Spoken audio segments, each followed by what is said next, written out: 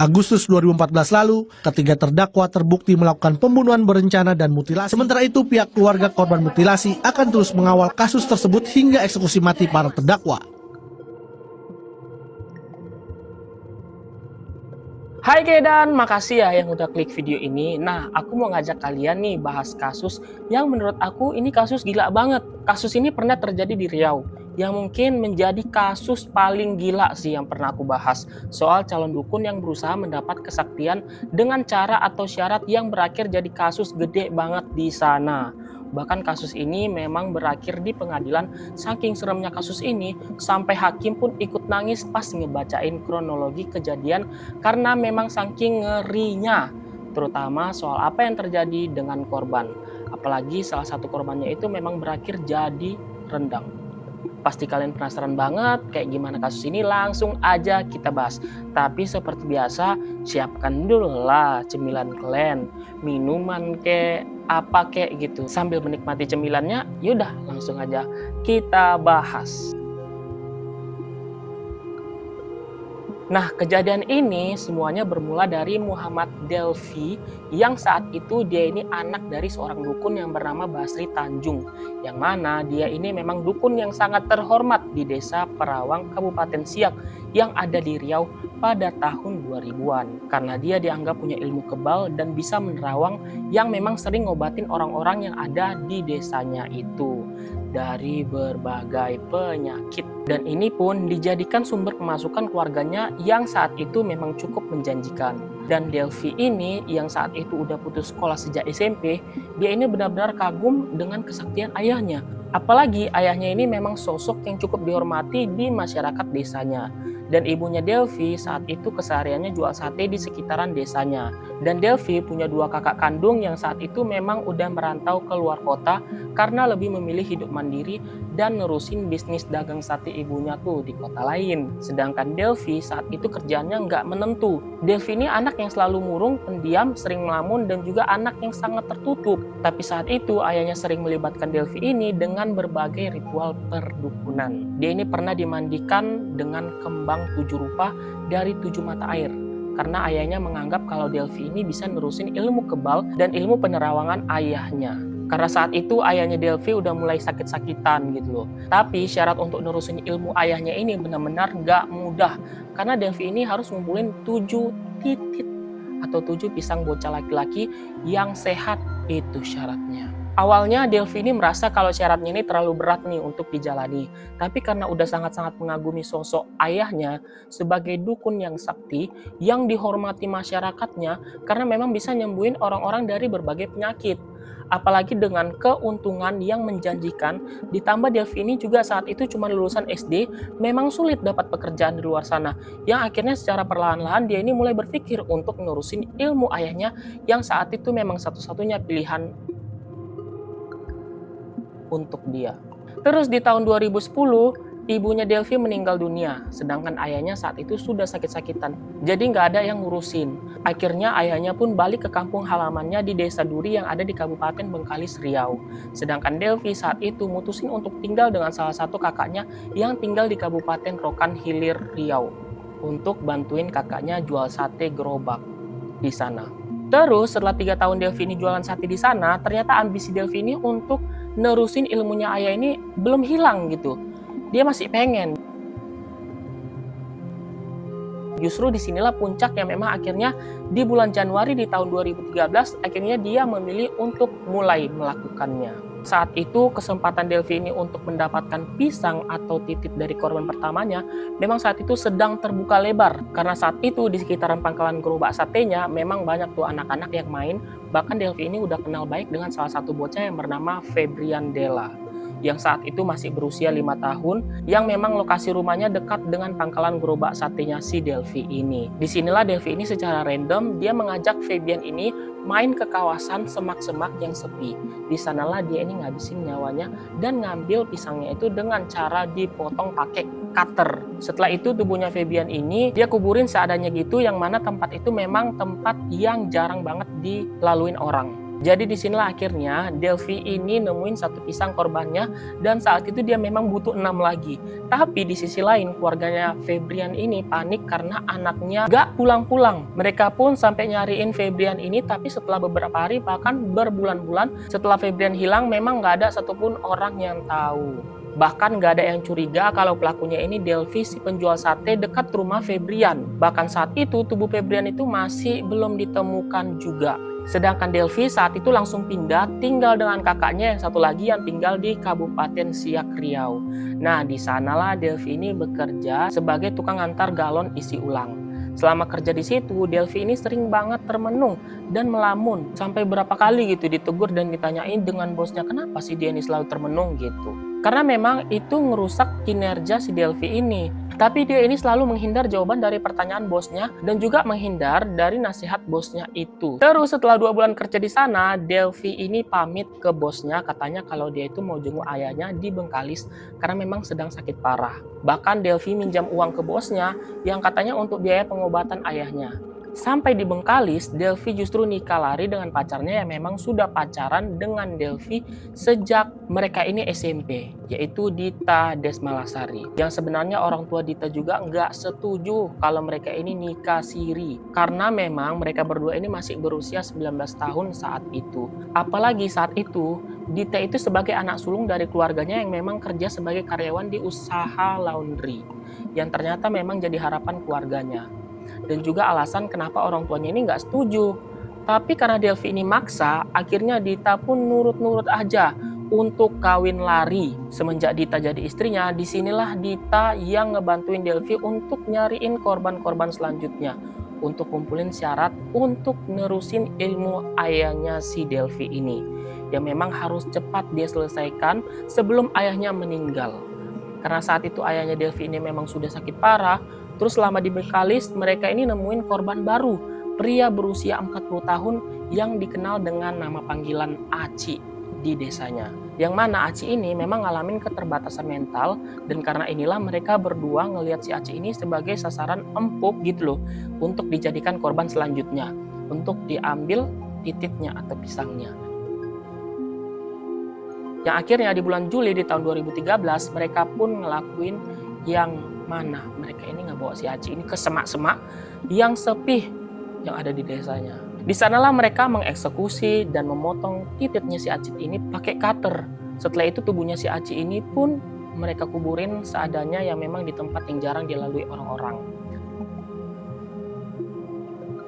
Terus beberapa minggu kemudian, tepatnya di tanggal 2 Agustus tahun 2013, yang masih di wilayah Bengkalis, mereka pun nemuin korban ketiganya, bocah yang bernama Iksan, yang masih berusia 9 tahun. Yang kebetulan saat itu Iksan ini dan teman-temannya memang sering banget mancing di sekitaran sungai yang ada di sana. Jadi modus mereka berdua ini ngajak Iksan ini mancing ke suatu tempat yang sepi dengan iming-iming di sana banyak ikan katanya. Karena memang sepi orang mancing. Lalu mereka pun membawa Iksan ke sungai itu bonceng 3 pakai motor. Dan disinilah Iksan dieksekusi dan pisangnya itu dipotong pakai apa? Cutter. Nah setelah itu mereka pun nguburin tubuhnya Iksan seadanya. Nggak sampai di sini, Delvi udah punya 3 pisang yang udah dia kumpulin dari korbannya. Dan dia masih berambisi untuk kumpulin 4 lagi supaya sampai 7 sebelum ayahnya meninggal. Sedangkan di sisi lain saat itu keluarganya Iksan memang panik karena anaknya nggak pulang-pulang. Keluarganya pun dibantu dengan masyarakat desa itu nyari Iksan, di mana ya dia. Tapi memang nggak pernah ditemukan untuk saat itu. Yang akhirnya Delvi pun lagi-lagi dengan gampangnya lolos. Setelah kejadian ini, Delvi dan Dita pun balik ke desa Pinang, Sebatang Timur yang ada di Kabupaten Siak. Tempat yang dia kerja isi galon tadi itu loh. Tapi dia balik ke sana untuk nerusin nyari mangsa selanjutnya. Terus di tanggal 14 Agustusnya mereka pun nemuin mangsa baru yang bernama Randy Hidayat yang saat itu masih berusia 10 tahun. Delvi ini sebelumnya memang sudah kenal nih sama Randy karena Randy sekolahnya itu dekat rumah kakaknya Delvi, yaitu di SD Negeri 08 Pinang Sebatang Timur yang ada di Kabupaten Siak Riau. Mereka berdua pun ngelakuin dengan modus enggak sengaja ketemu Randy dan ngajak Randy ini jalan-jalan pakai motor ke bonceng 3. Nah si Randy ini mau karena memang sudah kenal sebelumnya dengan si Delvi ini. Pas di jalan mereka sempat berhenti di kedai atau di warung itu untuk membeli cutter dan kresek hitam yang pastinya untuk persiapan mengeksekusi si Randy ini. Nah setelah itu mereka pun lanjut jalan lagi. Di perjalanan saat melewati makam desa yang memang sepi banget ya, yang memang jarang dilaluin orang-orang, Delvi ini tiba-tiba ngajak ke makam, yang katanya kalau dia ini mau ngelihat makam ibunya. Nyampe di sana, mereka pun langsung mengeksekusi Randy dan memotong titiknya Randy itu pakai apa? Cutter. Dan pisangnya pun ditaruh di kresek hitam yang memang sudah mereka siapin. Sedangkan tubuh Randy itu sama kayak korban-korban sebelumnya, jadi cuma dikuburin seadanya gitu. Dan bekas galian tanahnya itu cuma ditutupi dengan daun-daun kering dan juga ranting-ranting pohon. Setelah kejadian ini, karena Randy ini nggak pulang-pulang, akhirnya orang tuanya dibantu masyarakat desa nyariin si Randy. Yang akhirnya setelah 2 hari Randy nggak ditemuin, sampai dilaporin juga ke polisi, tetap aja nih Randy nggak pernah ditemuin. Dan Delvi dengan mudahnya lagi-lagi lolos. Bahkan saat itu Delvi terus nargetin korban-korban selanjutnya. Tapi setelah Delvi ini udah ngumpulin 4 pisang dari korbannya, di bulan Maret Delvi ini dapat kabar kalau ayahnya di Bengkalis itu sedang kritis. Yang akhirnya Delvi pun ngajak Dita balik ke Bengkalis, yang ternyata nyampe di sana ayahnya ternyata memang sudah meninggal. Tapi ternyata kepergian ayahnya itu enggak nyurutin semangatnya untuk melanjutin misinya. Karena Delvi ini ternyata masih yakin kalau ilmu ayahnya itu tetap bisa diturunkan kalau memang udah ngumpulin 7 titik atau 7 pisang korbannya yang saat itu memang sisa 3 lagi. Lalu di tanggal 16 Maret 2013 mereka pun nemuin lagi nih korban kelimanya, yaitu bocah yang bernama Muhammad Akbar yang berasal dari Bengkalis yang saat itu masih berusia 9 tahun. Dengan modus yang sama kayak modus sebelumnya, diajak jalan-jalan pakai motor tuh bonceng 3, dan mereka ngelakuin hal itu di kawasan hutan yang sepi yang memang jarang banget dilaluin orang-orang yang ada di wilayah Bengkalis. Dan Muhammad Akbar ini pun sama kayak korban-korban sebelumnya, keluarga Akbar itu nyariin di mana anaknya gitu, memang nggak pernah ditemukan. Dan lagi-lagi di sini Delvi dan Dita lolos gitu aja dengan gampangnya. Nah setelah itu semua Delvi dan Dita akhirnya cerai karena ternyata Ditanya ini ngaku terpaksa ngelakuin apa yang disuruh Delvi karena memang ya diancam dengan Delvi ini. Dan Dita juga ternyata udah nggak tahan karena selama ini Dita ini ngalamin KDRT gitu loh, karena Delvi sering banget mukulin si Dita. Setelah mereka pisah, Delvi ini balik lagi ke desanya di desa Perawang yang ada di Kabupaten Siak, Riau. Karena di sana dia nyariin orang atau teman yang bisa ngebantuin dia. Karena memang di sana itu Delvi punya banyak teman untuk bisa diajak kerjasama. Terus setelah beberapa bulan nyari teman, akhirnya di bulan Juli yang udah masuk di tahun 2014, dia ini nemui teman yang bernama Sulfian warga desa sana yang emang mau ikut ajakan si Delvi ini. Karena Delvi ini memang menjanjikan upah 500.000 tuh untuk 1 pisang korbannya. Lagi pula saat itu Sulfian yang memang sedang butuh uang, makanya dia itu mengiyakan ajakan si Delvi ini. Dan mereka pun langsung nyari korban selanjutnya di kawasan sungai yang ada di sana. Karena di sungai itu memang sering banget anak-anak mandi. Disitulah mereka nemuin korban selanjutnya yang bernama Marjevan Gia. Ini bocah laki-laki yang masih berusia 8 tahun dengan modus ngajak si Marjevan ini pergi naik motor untuk beli jajan di warung yang ada di sana. Jadi yang namanya anak kecil ya kan, diajak jalan-jalan pakai motor, apalagi dijanjikan jajanan gitu, pasti mau lah ya kan. Makanya si Marjevan ini mau aja gitu pas diajak Delvi. Terus mereka pun membawa Marjevan jalan-jalan bonceng 3 naik motor, dan mereka memang berhenti di warung dan ngebeliin Marjevan ini kerupuk, yang mana itu memang jajanan terakhir untuk Marjevan. Di situ juga Delvi ini sekalian beli cutter dan kresek hitam yang pastinya untuk mengeksekusi si Marjevan ini. Setelah itu mereka pun membawa Marjevan ke hutan yang sepi, dan di sanalah Marjevan ini dieksekusi. Dan sama juga kayak korban-korban sebelumnya, Marjevan pun akhirnya dinyatakan hilang, yang emang nggak pernah ditemukan lagi. Yang akhirnya mereka pun lagi-lagi dengan gampangnya teman-teman lolos. Tapi si Delvi ini ternyata nggak bisa ngebayar upah 500 ke Sulfian yang sebelumnya memang udah dia janjikan. Karena sebenarnya Delvi ini nggak punya uang sebesar itu. Dan karena hal ini akhirnya mereka pun punya rencana yang lebih gila lagi, Jadi mereka ini berencana untuk ngulitin dan ngejual daging korban selanjutnya untuk ngebayar upahnya si Sulfian ini. Lagi pula tangan Sulfian memang sudah terlanjur kotor gitu ya dengan kasus yang tadi, dan dia juga memang sedang butuh uang, jadi memang nggak ada pilihan lain. Akhirnya Sulfian lagi-lagi mengiyakan ajakan si Delvi ini. Terus di tanggal 18 Juli 2014, mereka lagi-lagi nyari korban selanjutnya di area sungai lagi. Yang memang area sungai ini sering didatangin dengan anak-anak. Yang akhirnya di sana mereka ini nemuin Femacil Madeva, bocah laki-laki yang masih berusia 10 tahun yang saat itu dia memang sedang main dengan teman-temannya di sana. Yang mana lokasinya pun ini memang lokasi yang sepi. Di sini mereka berdua ini udah mulai ceroboh karena mereka ini ngerasa udah terus-terusan berhasil dan gak ada yang ketahuan setelah ngelakuin aksinya berkali-kali, gak ada yang tahu gitu. Terutama ya si Delvi ini. Nah, jadi di sini mereka memang sudah tanpa takut membawa Femacil ini atau korbannya itu bonceng 3 pakai motor yang memang melewati suatu desa yang ada di sana. Bahkan mereka juga itu sempat berhenti di warung untuk beli cutter dan kresek hitam sambil membawa korbannya. Yang saat itu Femacil ini dengan polosnya memang percaya-percaya aja nih dengan mereka. Karena modusnya mereka ini memang ngajak Femacil untuk mancing ke spot yang katanya di sana banyak ikannya. Jadi modusnya sebenarnya kurang lebih hampir sama lah ya, mirip-mirip gitu. Setelah itu mereka pun ngebawa Femacil ini ke sungai yang sepi, dan di sana Femacil ini dieksekusi dan pisangnya dipotong pakai cutter. Bahkan di situ mereka ini memutilasi Femacil dan mengambil bagian daging dan jeroannya gitu loh. Dan mereka pun memasukkan jeroan dan dagingnya itu ke kresek hitam sampai 7 kresek hitam itu penuh dengan daging dan jeroannya yang memang sudah siap untuk mereka jual. Di jalan pulang mereka menjual 6 kresek yang berisi daging dan jeroannya. Itu dijual ke kedai tua dan rumah makan yang ada di pinggir jalan Desa Pinang Sebatang Timur. Tapi mereka ngaku kalau itu daging sapi. Dan semua dagingnya akhirnya memang laku terjual sebanyak 6 kresek dengan harga yang kurang dari 200.000.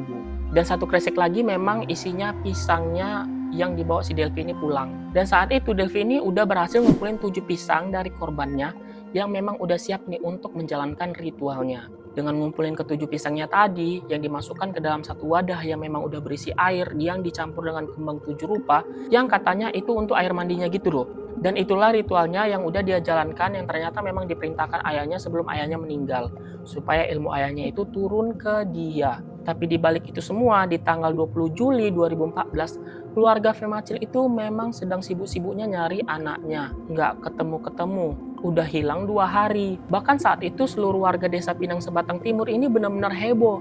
Karena udah beberapa kali bocah lelaki hilang tuh di desanya. Yang memang nggak pernah ditemukan. Dan itu semua korbannya siapa? Delvi ini. Bahkan saat itu seluruh warga Desa Pinang Sebatang Timur ini benar-benar heboh.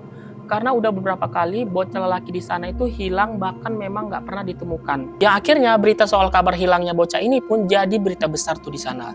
Polisi pun langsung sampai turun tangan menyelidiki kemana hilangnya para bocah ini.